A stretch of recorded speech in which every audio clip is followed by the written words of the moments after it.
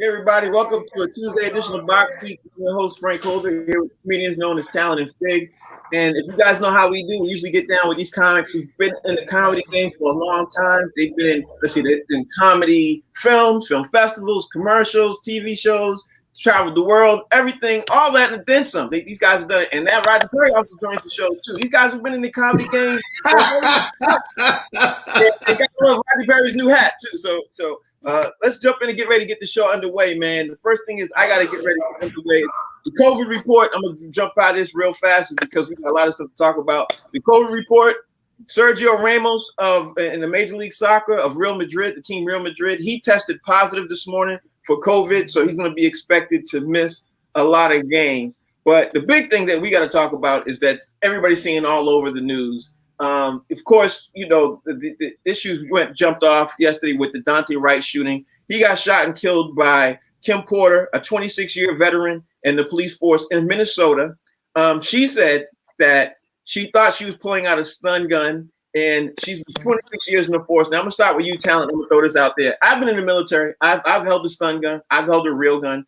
I know the difference if I'm blind. You know what I mean? Like, so, you know, when I heard this excuse and everything else, by her being the head of the police union and everything else, I think she's trying to get out of a more serious charge. Yeah. But this really does not look good in the world of sports and everything that's going on, including all the climate that's going on coming out of the city of Minnesota. What's the first thought that comes across your mind when you hear about this? I think it's ridiculous. I think that makes about as much sense as not knowing the difference in an AR-15 and a Super Soaker. Super Soaker. You know what I'm saying? Like, yeah. You know damn well that those are two different guns, two different fields. They're on two different parts of the uniform and the body and utilities, if you will.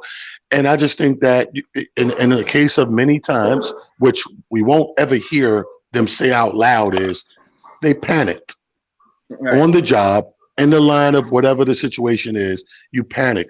My bigger problem is if someone's not a threat and coming at you, what are you reaching for a gun anyway for? You know what I mean? If it's not a gun situation, it clearly appears that this person is nervous and scared for whatever reason and maybe make a run for it.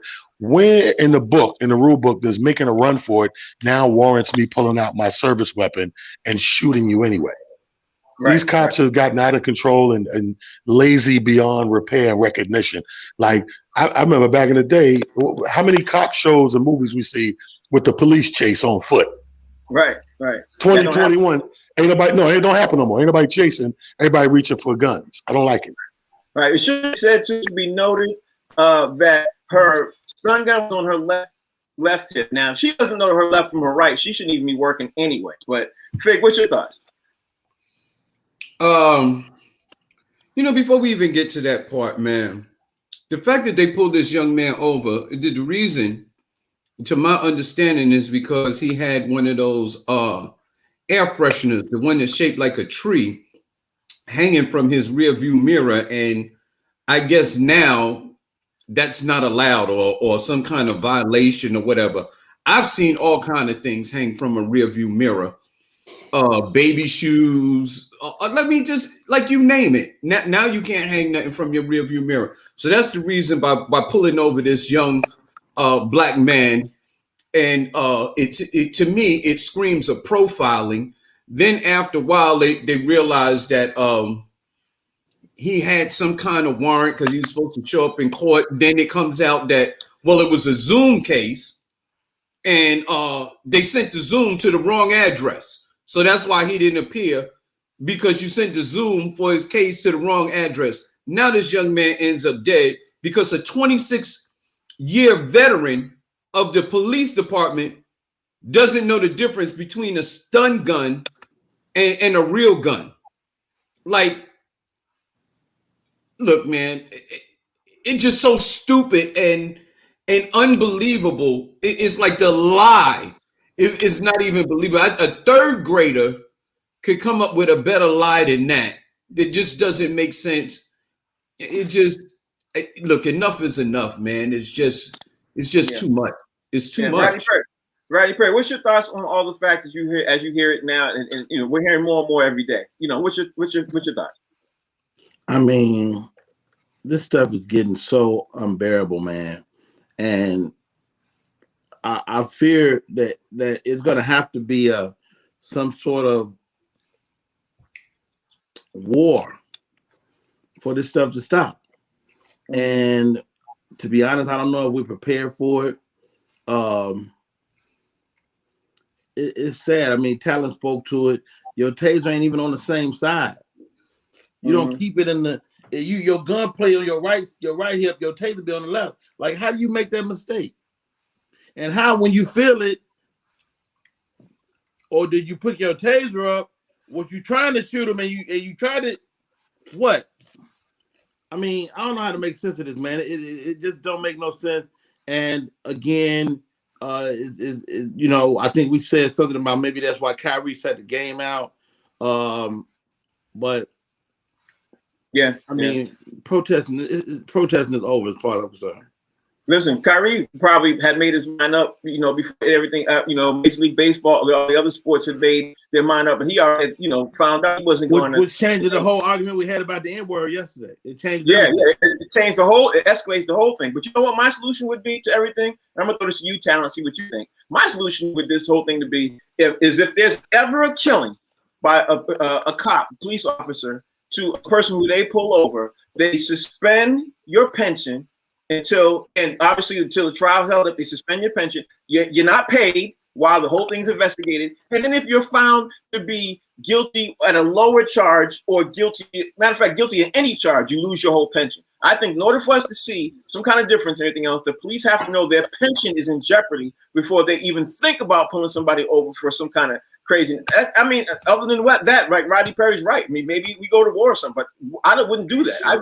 I mean, no. I mean, you got a good point with. I mean, this is America. You got to threaten people's pockets and people's revenue. So I think the pension, when it comes to police and people of these type of professions, pension is number one at the top of that list. You have to go striking at that pension, or at the end of it, you also have to hold people fully accountable the same way we would have went to jail. You got to go to jail. Right. Yeah, absolutely. Figure you like the idea of holding people's pension? Because we all know, I don't know how many times you've heard, but I've heard a billion times that, you know, these guys are paid without, you know, on leave and everything. If they're still being paid while the case is like, you're basically on a paid vacation while this thing is being settled. I'm not going to take credit for this solution, but I've heard greater minds than myself speak to the fact that if you make police officers carry insurance, you know, like doctors have insurance, malpractice insurance.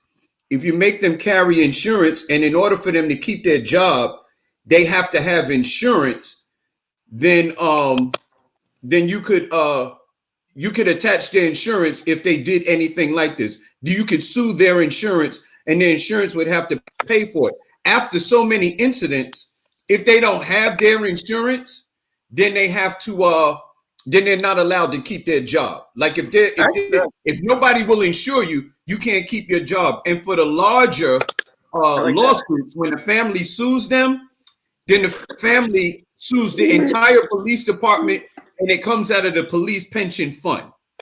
I like that idea. Instead of the city paying, it comes out of the police pension fund. So now they'll be wise. They'll be like, oh, wait a minute. Like Talon said, it's going to cost them. Yeah, I like that. Rodney Perry, you like that? What you think? I mean, I like it. It's beautiful fantasy, but it ain't going to happen. You know what I'm saying? And no disrespect to Fig. I mean, there is no legislation. And I got friends in politics, and like, we got to vote. Man, we've been voting and marching and shit for them 200 years. They want to kill us. Okay. Yeah, I mean, that's where we're at. That's basically where we're at. Speaking of the whole thing right now of this hate thing that's going on, Yu Chang of the Cleveland Indians, he's trying to throw a player out at during the White Sox game. He hits the player in the head. He posted on, online and everything else. And you know what? He got tons of people who DM'd him Asian hate like you wouldn't believe, because, he blew the game, but it wasn't like it was a World Series game. It wasn't like it was a playoff game. It wasn't like that. It seems like the Asian hate is just as strong in the Asian community as it is the Black community. What's your thoughts on this when you hear about this, Count? Well, I mean, like you said, it's not the World Series, first of all, but we're this is where the country is right now, bro. And although the Asian hate may not be at the level of the hate that we've been dealing with for 500 years, it still exists. And this is America. America is put the point out there to we have white supremacy, we have a white elite, and if you are not fitting the criteria either or, you're going to get the hate. So it don't matter that he threw a game that wasn't the World Series, they're going to treat it like it was the World Series. I think it's dead wrong. You know what I mean? And I think people need to lay off, but this too shall pass. We will get past this super sensitive realm that we're in right now. You know what I mean? I said this, and I say like something like relevant that just happened, like DMX just passed. And I say, you know what's crazy? He was one of the realest dudes to ever pick up a microphone with stuff that he spewed out of his, vernacular. And he could not be born in this day and age. So I think the Asian hate has to stop. I think the black hate has to stop. I think the negligence of I'm on the force 26 years got to stop. 26 years? You don't know your left from your right? It's man, it's out of control. I just think it's out of control. Yeah, I agree with you. Big, what's your thought? The crazy thing is the one term that we never heard is white hate. How come I've been alive quite a few years, and in the entire history of America, all the history that I've looked, that I've studied and seen and stuff like that, I've never heard of white hate. I've heard of gay bashing, Asian hate, Native American, black people, Hispanics. I mean, every other nationality that under the face of this or under the sun, I've never heard of white hate. It just never happened. It's like when people just attack you simply because you're white. Like it just didn't happen. And I'm beginning to wonder, like, listen, they're the ones who are perpetrating all of this stuff on everybody. How come everybody didn't get together and be like, y'all gonna have to stop? Like, why did all the Asians, the blacks, the Native Americans, Hispanic, like every other nationality get together and be like, y'all can't keep attacking us like that because we're gonna band together and we're gonna put a stop to it. Let's see what Rodney Perry thinks about all this. Rodney, what's your thoughts? I mean, that's a great idea, Fig, but that will require us to define what white is, right? Because the reality is white is a bunch of things. It's some people that's Jewish identify white. Some people that's Czechoslovakian identify white. A lot of people identify white, and that's the vagueness of it allows them to not take ownership. So what we have to do is impress upon our friends that happen to be white. We all have white friends and cohorts and people that we work with that's not racist, right? So we got to press upon our friends to tell they cousins, uncles, brothers, sisters, the shit's got to stop, man. Yeah, it does. All right, so now this is a comedy show, so I had to get that bad news out. Let's try. I'm gonna try my best to lift the spirits and get on to some different topics. Now, I'm gonna tell you all the next story about this. I think that it's kind of funny, but I'm gonna let the comics talk about it. Let them do with their thing. Now, here's the story. The NCAA Board of Governors, they are going to pull championships from any school in the NCAA Division I or Division II that will ban transgender athletes from participating in women's sports. So, in other words, a man who transitions to a woman, if he just transitions to a woman and he wants to play his pick by a team, that school decides to keep them out. They will be banned from NCAA play in any tournament and anytime, anyway. So, in other words, if you're a man and you transition to a woman and you get on the team, you have to you can't be accepted on the team. And if the school decides, no, we don't want you, we're not doing that. And you know what's going to happen? They get banned from any NCAA. You know how much money that is, right then and there. So we will be seeing transgender athletes playing for women's sports in NCAA, and that NCAA is not to do that. So when you hear this, hold on. If I make an extra attempt to recruit 6 transgenders to my team. Am I making a super team? If I think about this, because that's what people do. They go and try to find the best or the biggest or the strongest and put together a team and compete at the highest level. Right. So in college level, is that the college version of making a super team? Like, what if I really go and sort these people out? You know what I mean? Because I know they're going to be bigger probably and a little stronger maybe, you know, and they're going to be a little, you know, stronger than the average, you know, people that they compete against. I get 4 or 5 of these people on one team. Am I making a super team? You know, what's even funnier, talent, is if Zion decided he wanted to play for the Duke women's basketball and he switched to a girl. and Duke decided not to let him play. Right. Right. So I'm just saying, Fig, like, yeah, it's a thought. It's a thought. It's a thought, and it's for real. It's a real thought. You know, like, go ahead, you know Fig. what? That's the dumbest thing I ever heard. And I'm going to tell you why. We ban steroid use, but we're going to let men transgender over into a female and then play with women. Who transgender to switch to using steroids. Listen, like, what steroids does is like a hormone boost. It gives you more testosterone as a woman, which gives you an unfair advantage because you're bigger, you're stronger, you're faster. So they ban steroid use. But you're gonna let a man put on a skirt and say I'm a woman, and that's not an unfair advantage. Like, what are you like? Are you out of your mind? That's why they have us. Look, if it's all equal, then what we would do, we would put men and women together, and there would be no such thing as men and women's sports. And the only reason they do that is because men are built a different way. Men generally are bigger, stronger, faster, and better athlete than women in certain sports. Not for long. So you can't just take a man and put him onto a female team and expect him not to dominate. Not for long. Not for long. The new super teams are coming, baby. Yeah, Rodney Perry, what's your thoughts? Man, this whole thing is absurd. I can't. I mean, my daughter runs track. You watch the boys and you watch the girls. There's a big difference in speed. Like, I'm talking about 3 to 5 seconds difference in boys to girls. So you got a young man that trans from a man to a girl, and he's running against my daughter. That's some bullshit. Yeah, I'm gonna push him down. Yeah. I'm pulling my daughter out. I'm pulling my daughter out. You know what's even funnier? You think NCAA? You think you finding people? I'm taking my daughter out. But here's even the bigger issue. I'm gonna throw out there. Here's the even bigger issue.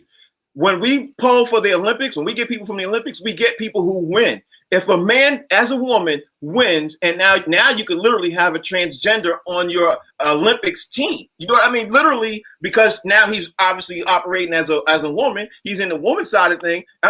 Hey, I'm just naming the facts out here. That's like Fig said. Take gender out altogether. They might have to. Yeah. See.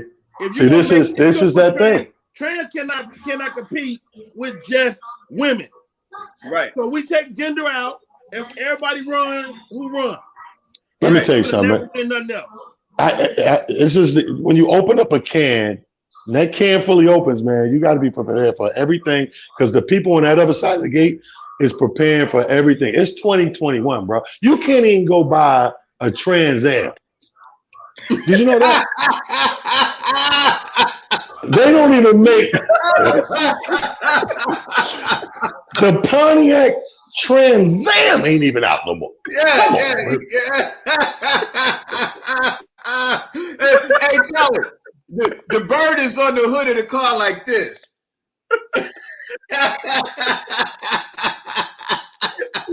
You know what though? You know what? I'm not gonna let y'all pull me into that. Trans Am was about to come back in style, though. Go ahead. Just coming back. Hold on. Rodney said he's not gonna let us pull him into that. That was very funny, Rodney. No, it was very funny. I'm upset, and I'm not gonna let you make me not upset. I didn't even hear you say that right. I'm sorry, Rod. Yo, that's hilarious. Yo, you know what? Just think about all of the great female athletes that we got a chance to see, like the Florence Griffin Joyner, the Carmelita Jenner, the Allison Felix, and all. If they had to run against Usain Bolt, we would never even see them. If they had to run against Tyson Gay, no pun intended, if they had to run against Carl Lewis, we would never see these great female athletes. There would have been no Evelyn Ashford because they would have been running against men. It doesn't, listen, I would be a fool to be a black man and not be for equality. But some things just don't make sense. That don't make sense. First of all, you was making a good point till you brought up Carl Lewis. Carl Lewis was probably the first transgender. Did you see when he did the national anthem? He ran against men. When he did the national anthem, I said, wait a minute. Let me move on, man. Let me move on. Rodney said he's not going to get him. Yo, Carl Lewis, he always, every time he won, he came across the finish line like this.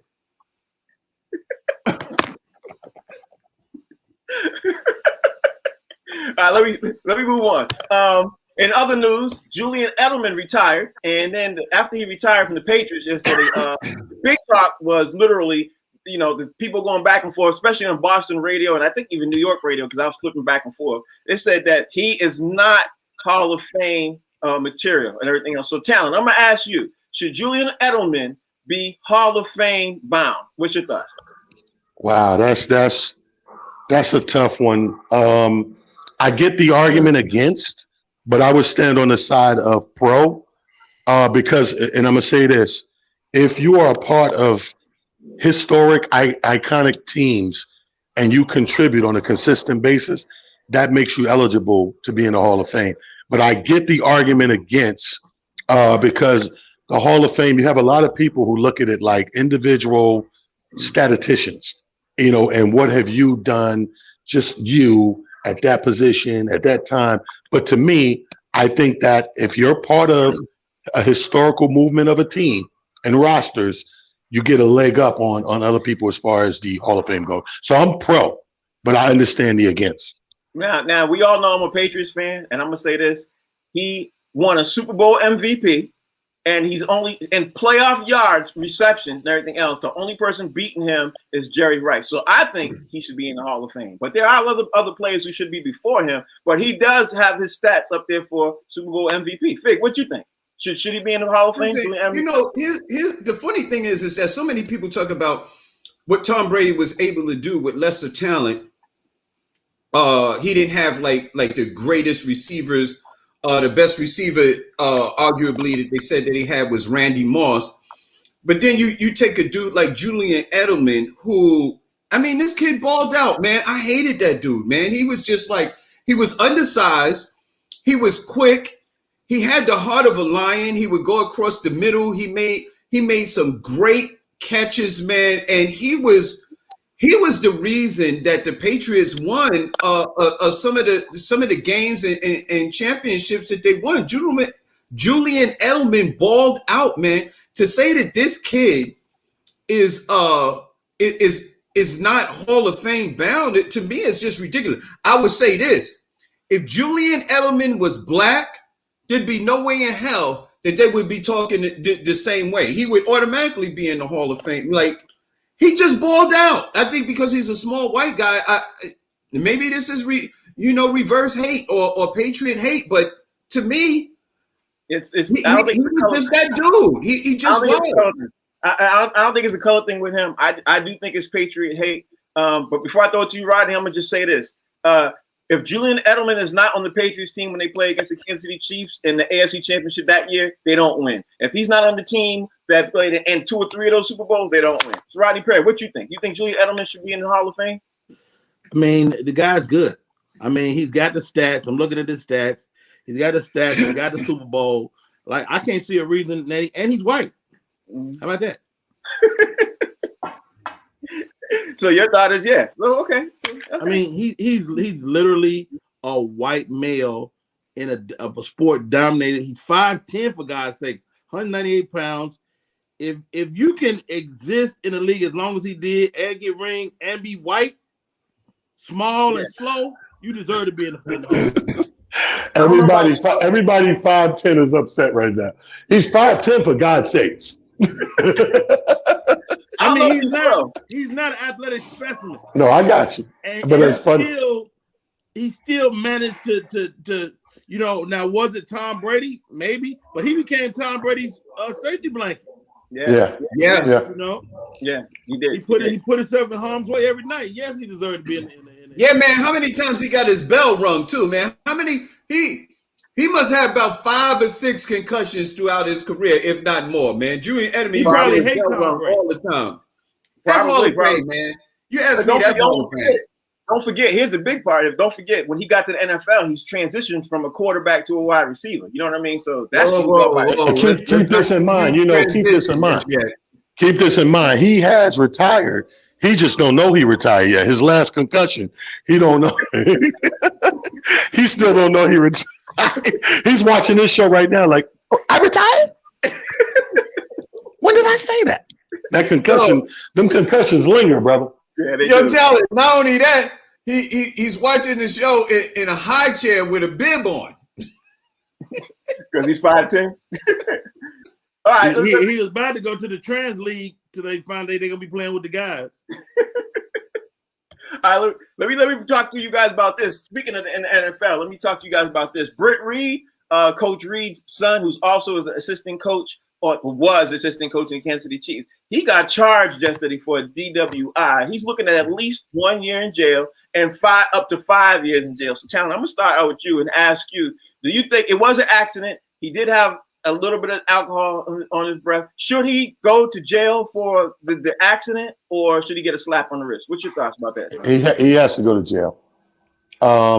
Sad to say, he has to go to jail because whenever you alter people's life like that, like this was, what's crazy? This happened the night before the Super Bowl. Yeah. Hence Andy Reid, who's his father, hence his mind state had to be all over the place. And given the injuries and all that, the perfect storm had to happen for that to be a blowout the way it was in the Super Bowl. But when you do something like this, you have to, we talk about equality all the time. If this was your average black guy, had a few too many and struck somebody and altered life in this way, he would be going to jail. So because of your means and money and who you related to and all that, we have to level the playing field and stop because of who you are and who you know and your connections give you the slap on the wrist. They've had more than enough slaps on the wrist. Right. For this man to go further in his life, learning this lesson at the complete level, he has to go to jail. I'm not saying put him under the jail for 10 years and all that. Even if it's 6-8 months, you have to do it. Yeah. I think it's some NFL players who got jail time for a lot less. Fig, what you think? I think he got to get at least a year because he hurt other people. He was inebriated. He was driving under the influence, and somebody else got injured. There was another injured party other than himself. He has to do at least a year, and I'm going to tell you why. Plexico Burress, receiver for the New York Giants, shot himself. He didn't shoot him. He wasn't drunk. He shot himself, and he had to do a year. This guy got to do at least a year. Yeah, he hurt a 5-year-old girl. She's suffering some traumatic issues right now. So yeah, Rodney Perry, what's your thoughts? Do you think Britt Reid should go to jail for the crime he committed, DWI? Based on the climate of the show today, absolutely. He should go to jail for 1,000 years. 1,000 years. Okay. He should go to jail for all the stuff white folks have done and got away with. He should go to jail for that. He should pay. He need to go to jail for George Floyd. Oh, okay. He should pay for that. He should go to jail because his name is Britt. Britt. How about That's your first name, Britt? You gotta go to jail. How about this? How about because Britt. Rodney Perry got a great hat on, he should go to jail? Because Rodney Perry, your hat is sparkling, bro. I like that He's hat. been down Hey, to Mexico. Rodney, He's been I'm staying with down to Rodney. Mexico. I agree with Rodney. He should go to jail for man. stuff that other people did. And to add insult to injury, drive his ass to jail in a blue Trans Am. How about that? Pink. I agree. All right, now let me talk about y'all about Deshaun Watson. Now, we want to talk about this yesterday, but we ran out of time. Now, Talent, the judge, 2 days ago, a judge ordered that all of the victims' names be identified in his case now, and all of them are going to be identified. And of course, his attorney now is going to start going down the list. Now, here's the interesting point. As soon as that happens, there are some women who flip their story, and of course, you don't see that anywhere. And several women have now gone on the record and spoken for, especially his masseuse that he used to use all the time. She came out and said she saw nothing of what they're saying right now. So how do you think it's going to go, Talent, with Deshaun Watson? Well, I mean, that one thing is in his favor, Frank, and also what's in his favor is that they're consolidating it into one court. Right. That's in his favor as well. People don't realize that, but so because pulling him in all these different courts could have been very damaging to him fighting all these cases individually. But the fact that they're consolidating them is in his favor as well. Now that you got all these names, you knew some of the stories were going to change. And now that's just part one. Part two is when his lawyers get together and start doing their due diligence, individually breaking down each one. I feel real confident for the brother, man. I'm rooting for him. And not only that, like you said, one judge, one jury. That's huge. Fig, what's your thoughts? Man, listen, I love it because, listen, it's easy to throw a rock, when you in the crowd and you hit somebody and then you able to duck and they can't see you, you know what I mean? And then they be like, oh, yeah, who did that? Who? And it was like nobody says anything. But now when you have to face the person that you hit with the rock, it's a different story. Hey, Fig, is a heckler. It's a heckler in the comedy club. Yes, sir. It's a heckler in the comedy club. It's a different ball game when you're in the back of the club in the dark. You shut up. You ain't funny. It's a whole different thing when I go, cut them lights up. Who is you? Yo, point out. Yo, point out. That's true. Rodney Perry, what's your thoughts? I mean, man, I just hope this guy didn't do it, man. We need a win, man. Yeah. This is a black person in America. He better not be guilty.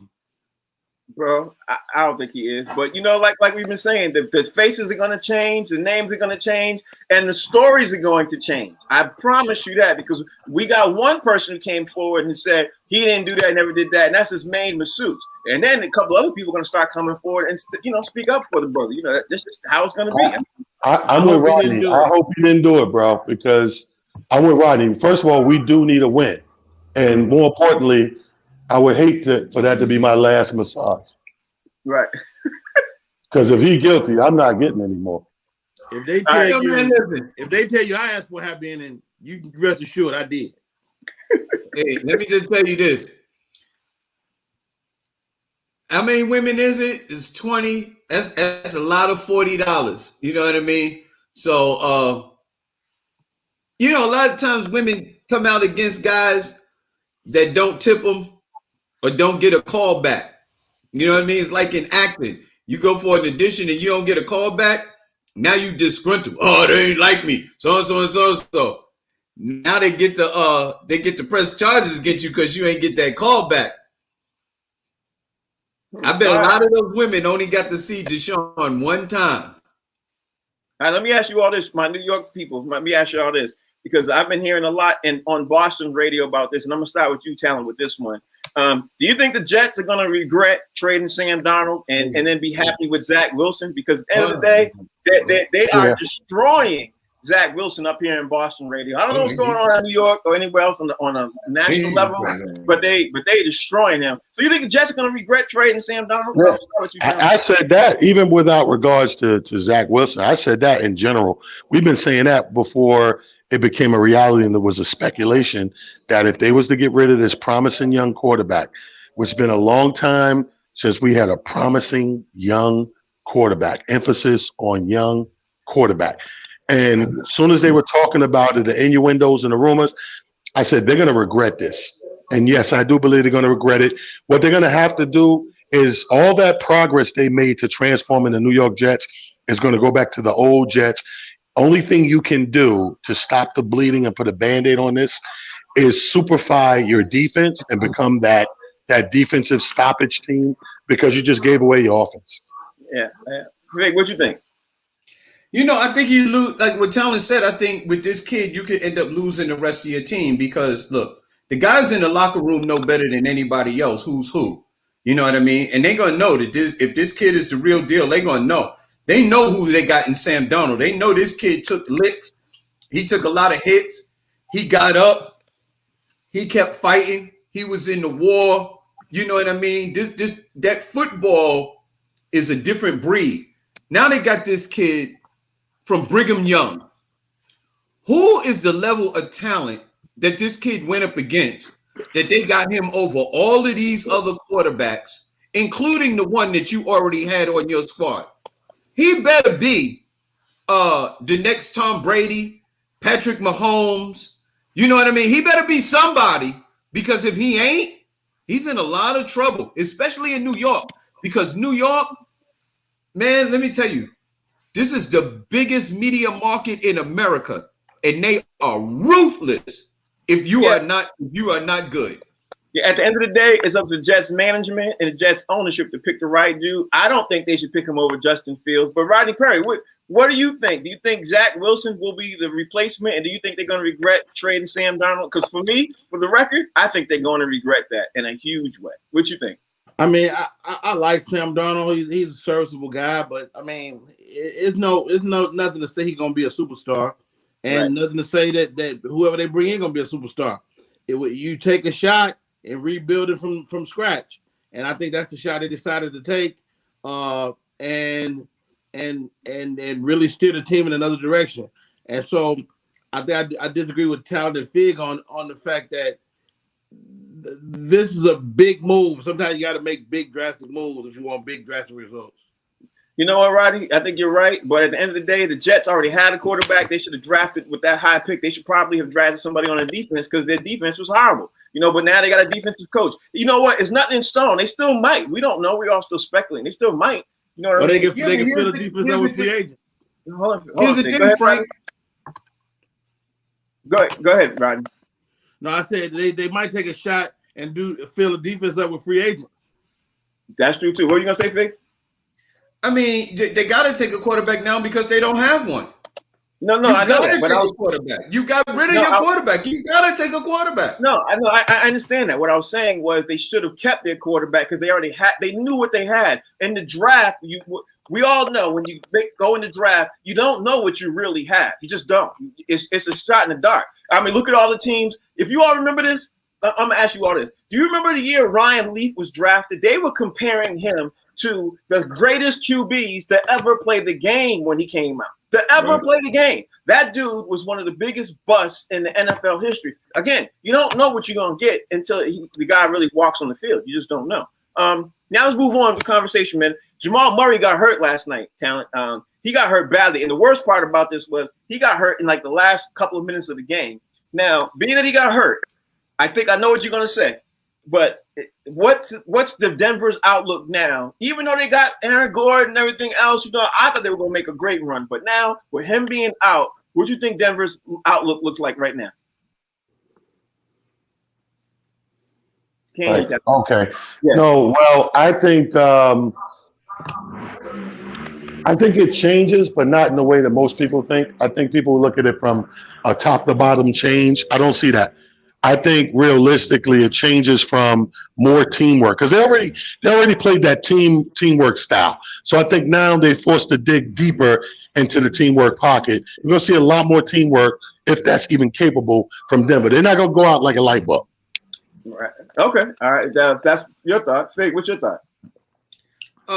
Look, we were talking about them contending for a championship this year, and I think that part of it is out. You know what I mean? I think they definitely make the playoffs. I think they will be formidable, but them going all the way without the heart without the heartbeat of that team, which is Murray. Him with the Joker, that there was like the 1 and 2 tandem, and they was expecting another performance this year like he gave last year, and thought that they would get over the hump. But he's out for the rest of this year and maybe the vast majority of next year too, because he tore his ACL. All right. And that's a big shot to the team. Rodney Perry, your thoughts?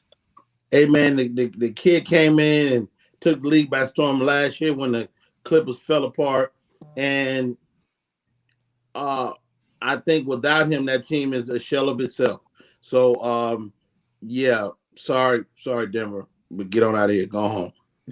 Rodney's blunt today, boy. All right, I definitely want to talk about Steph Curry, but I want to throw this out there before we get to the Steph Curry breaking records last night. Are you all a fan? I'm gonna start with you, Talent. Are you a fan of the play-in format? Because you know the NBA changed that format from 7 to 10. Before it had 8 spots. If you made the top 8 spots, top 8 people in the playoffs, and that's it, no matter what. But now the NBA has changed it. So if you're between 7 and 10, you have to play, and you have to win to be in the playoffs. If you lose, you're out. Which to me, I'm gonna be honest. Maybe I'm old school. I'm gonna be honest. I can't stand it. I don't like it at all, because you played the whole season to get your spot, and now your spot's in jeopardy making the playoffs if you lose 1 or 2 games. So you like, Talent, I'm gonna ask you. You like the play-in format as it is right now in the NBA? I like it. I like it because it's one thing to have a cut and dry system. Is another thing. Here's the thing. We live in a different world, Frank. We live in a COVID season. So in COVID changing everything, I think things need to change with it to adjust for it. So now what you have is you have a team, let's say a team does very well when they're at home. And we all know these teams, the Spurs, the Golden State Warriors, that when you go into their packed arenas, you know, that 6th man and 7th man is the actual crowd. You know what I mean? So you take all that away, you do take a little oomph away from certain teams. So I think this is the compromise of that. This is the compromise of COVID did a certain thing, that we're going to do some other things to help along those teams who may struggle, who normally would come in as a 5, 6, 7 seed, that's now going to come in 8 and maybe 9, edge out of the playoffs. Well, here's your chance to work your way back into the playoffs at the end of that. We understand things are irregular, so we come up with an irregular system to kind of compromise with everybody. You know what it is, though? I think it's a way to get the bottom seeded teams excited they might possibly make the playoffs. I think that's what it is. And of course, NBA makes out with that. It gives people hope, because if you're number 9 or number 10, you have hope that you can still make the playoffs. Yeah, absolutely. And that makes you compete to the end. That's cool. Yeah, that's the whole thought. Is maybe I'm just old school. Fig, what you think? Oh, I don't like it, man, because it sort of diminishes some of the regular season games, and because you fight tooth and nail to make it to the top 8. And then you could do a one-off, even if you're number 10, 9, or 10, or something like that, to be able to make it into the playoffs. It just sort of diminishes all of the work that teams 1 through 8 did to be able to get 1 through 8. If the teams all the way down to the 10th have an opportunity to knock off one of those teams and get into the playoffs, I don't like it. It sort of just makes the work that you did during the regular season sort of diminish ever so slightly. I don't really care for it. Rodney Perry, I'm going to ask you what you think, but before I throw it to you, I just found out the CNN just released the news that the Kim Potter, who obviously shot Dante Wright, she just resigned her post from the Minnesota Police Department. We're going to talk about that, I'm sure, more in depth tomorrow. Rodney Perry, what you think, man, about this situation going on right now with the 7 to 10 in the NBA playoff? You like this? I'm not a fan of it. I mean, but I guess we got to evolve. What does it create? Another little mini tournament? Yeah. Of losers? Yep. Yeah. That's what it did. I mean, this is probably 4 teams you don't hardly see no way. Mm-hmm. Yeah. Your elite squad is going to be in the top 6, top 7. So, I mean, does that help you if you're the 10th seed, 9 to 10? Rodney, here's the part that bothers me a lot. Suppose I'm gonna use the Knicks as an example, and I'm gonna throw this out there to you, Rodney. Suppose you're the Knicks and you're separated from the Celtics and maybe I don't know who else is in there, but separated by a half a game, and you lost to the Celtics 2 or 3 times. You play each team 2 or 3 times, right? But then it comes down to a playoff one-off, and then you beat the Celtics. Now you're in. That's not that's not fair to the 3 or 4 times that you beat the Knicks earlier in the season. It diminishes the record. It diminishes the whole playoff seeding. That's my fault. That's what I don't like. You know what I mean? So I guess Talon said he liked it. Fig said he don't. The only thing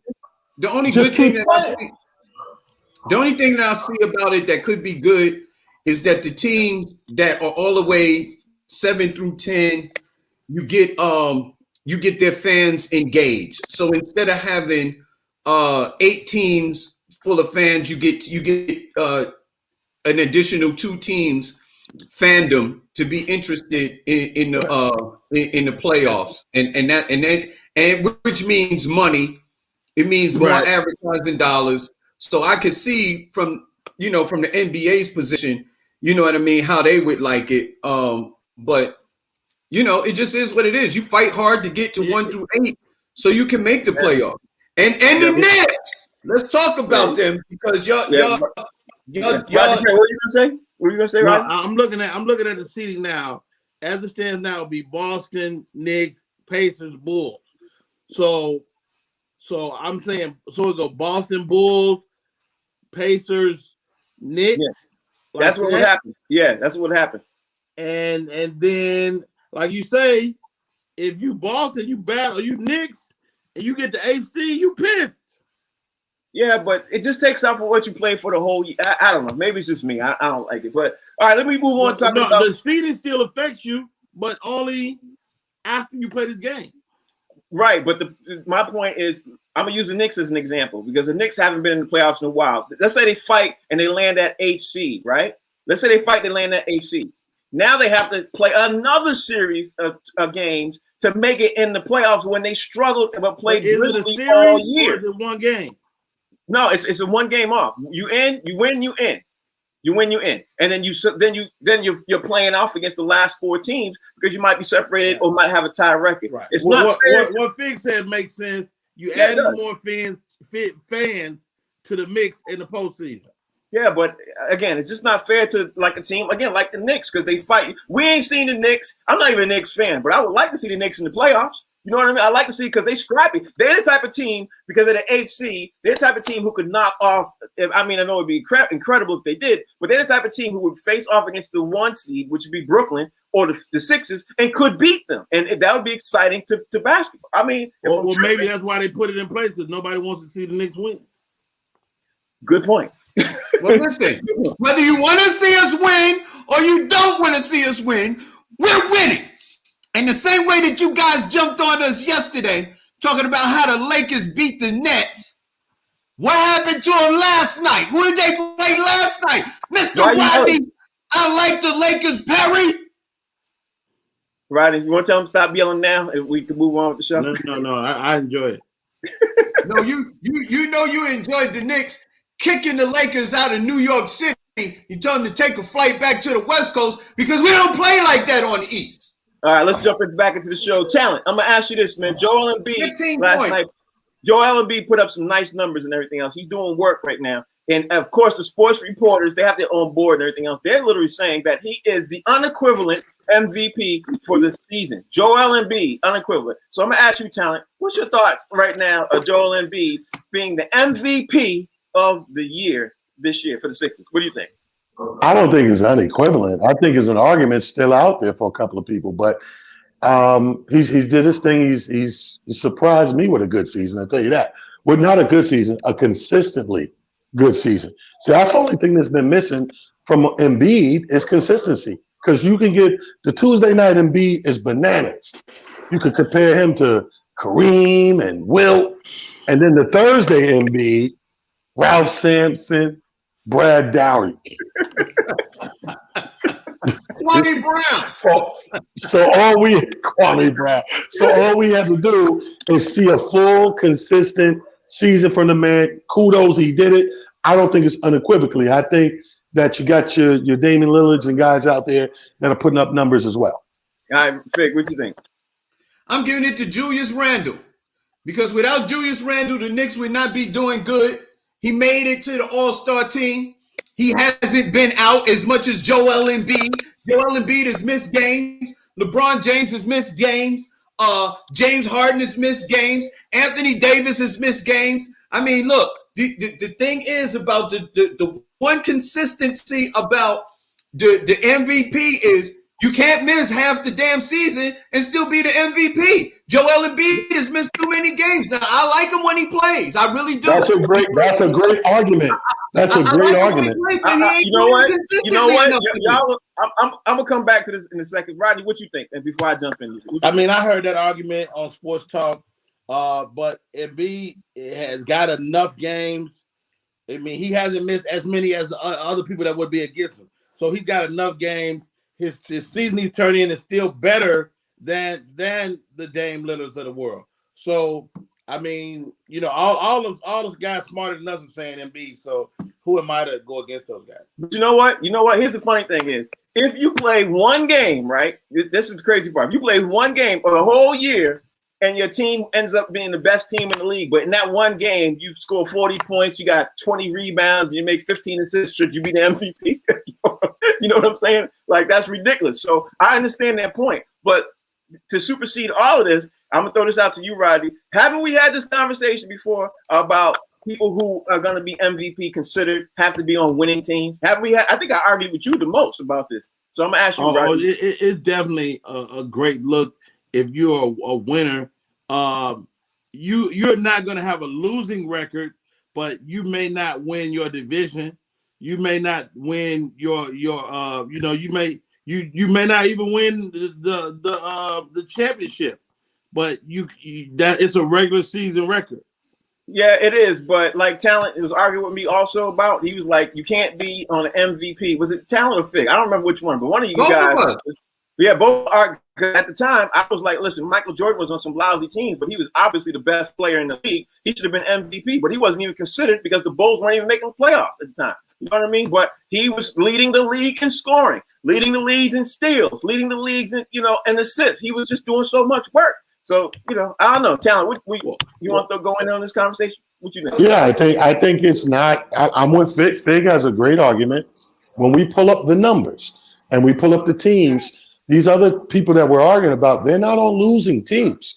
You know what I mean? I don't think that your team has to be in first place and you be the MVP. I think most valuable player goes to be the most valuable player, regardless if that's the 1 seed or the 6 seed. That player should be recognized for what they're doing as the most valuable player. And he's right. How can you, if it's 80-game season and you got a guy that played 60 of the 80, and you got a guy that played 79 or all 80, and their numbers are neck and neck, and they're doing the same for their teams, you got to edge him out because he was more consistent. He played more games. But you know what? They don't do that like that. They don't do it like that. And that's not right. That's not right. To me, it's just like, how could you? Okay, the best ability is availability. So if you're not playing, then you can't help me win. So even if your team is winning, it's not because of you, because you ain't there. I guess that's a conversation for another day. Y'all, we done. That's it. That's a wrap. We got to get out of here. Talent, can you please tell everybody out there how they can follow you, bro? Talent, they can't hear you. I ain't going nowhere. You staying? Okay. Well, he'll be there. Right here.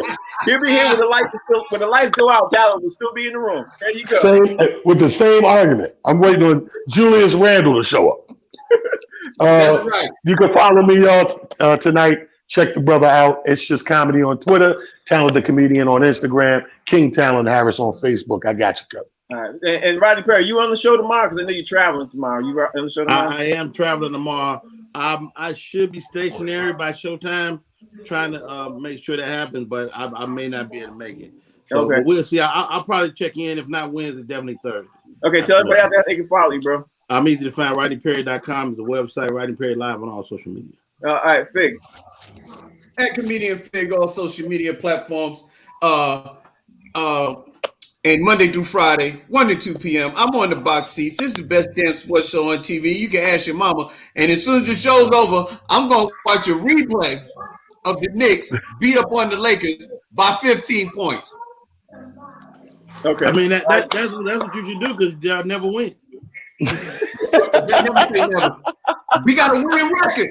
How about Chicago, Rodney? How about Chicago do? Box seats. We be Look, here tomorrow. The channel's the Humor Mill. Thank y'all for obviously for watching. We'll be back here tomorrow. Same bad time, same bad channel, y'all. Take care. Let's go Lakers.